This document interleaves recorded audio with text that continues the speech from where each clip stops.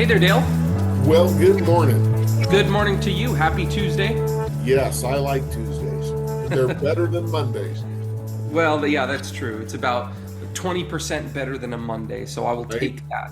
Um, just as a reminder, we do have our VA appraisal promotion going on for the rest of July. We did it in June. In fact, we started a little bit in May. But if you do have a VA, we will pay for your appraisal because you served. We want to serve you. So, Dale, big questions. Okay, appreciation, median home price. It's all on it. To be honest, Dale, and I'm coming at this somewhat from a personal perspective. You know that I'm also shopping for houses. I'm out there in the housing market and I'm kind of looking. And I got to be honest, I have a couple of questions. Where are home values at right now? Are we going to see a market correction? Because as a buyer, and I know a lot of people feel this way, it might be better if home prices go down a little bit. And then how long should I wait? Would it be wise for me to actually just hit pause? Maybe interest rates come down, maybe housing prices come down. What do you think? Well, we could have this discussion for hours on end, which we're not going to do. Nobody stop the video now. Yeah. Home values are holding strong.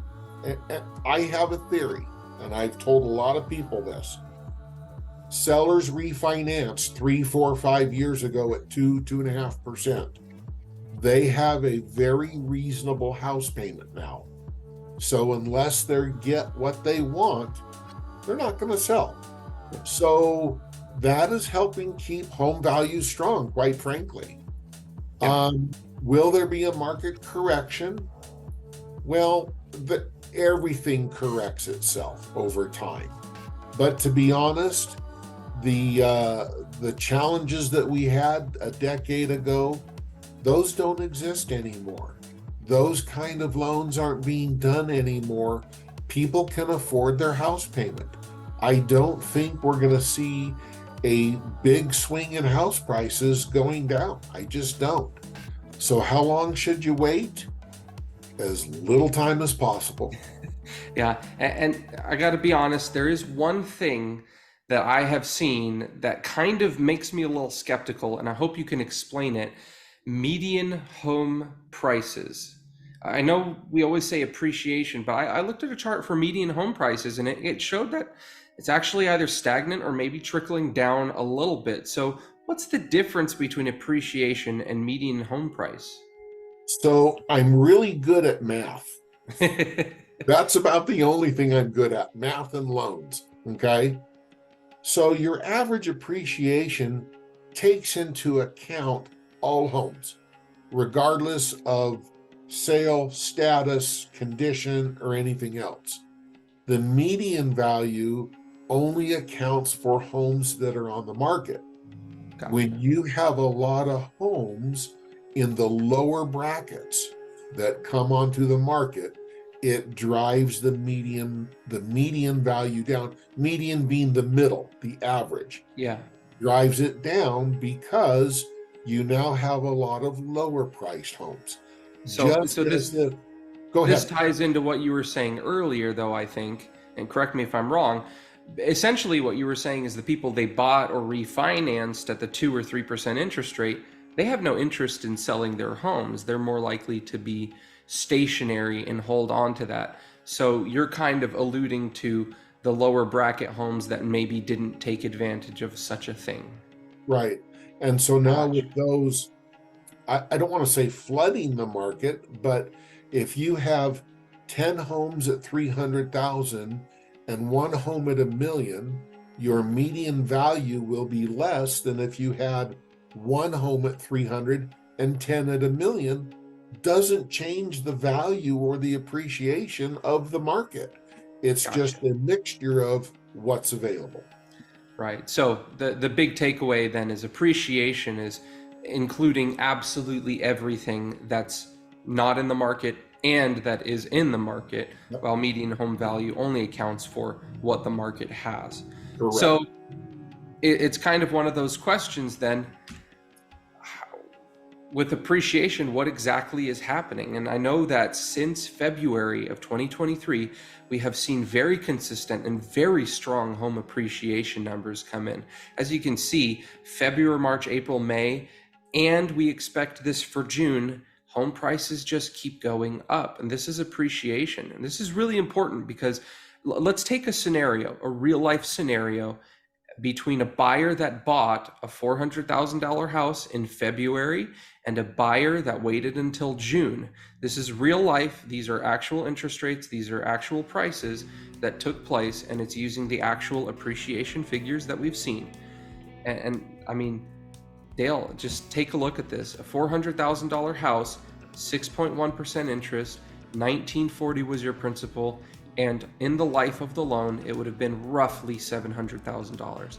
Yep. Take that exact same home, just the only change is time.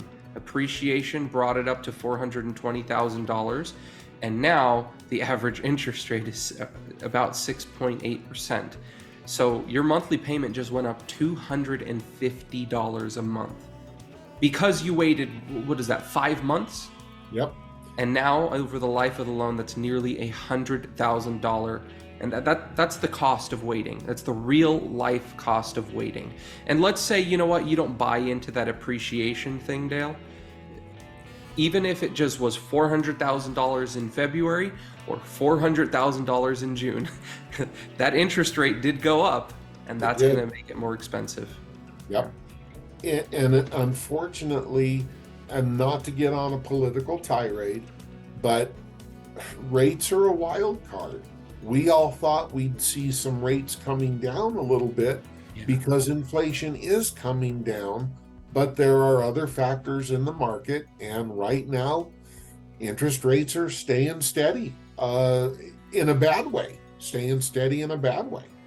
Okay, so one last thing, Dale, one more illustration I'd like you to help me color. People ask the question, how much do interest rates need to come down in order for home appreciation to be negated, so to speak? And I want to hear your thoughts on this.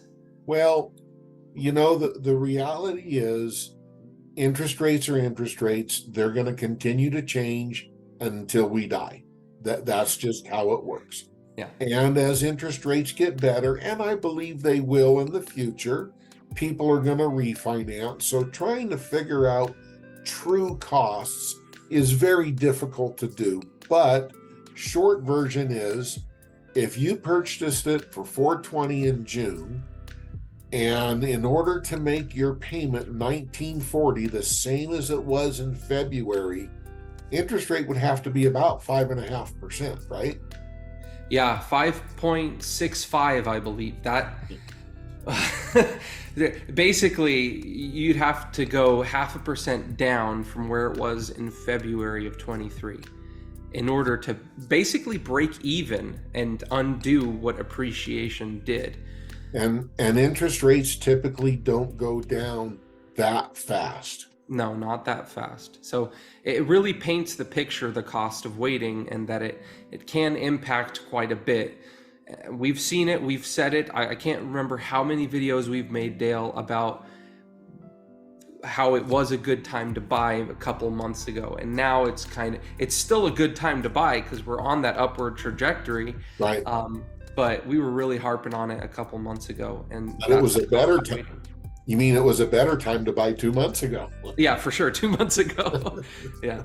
But wrapping it up, we do have our first time home buyer seminar Tuesday, July 18th. That is next week on Tuesday, 5:00 p.m. here at Homestead Mortgage. Or if you would like to do it online, we do host it in a hybrid format. Just call, email, Facebook, carrier pigeon, smoke signal. We'll send it to you.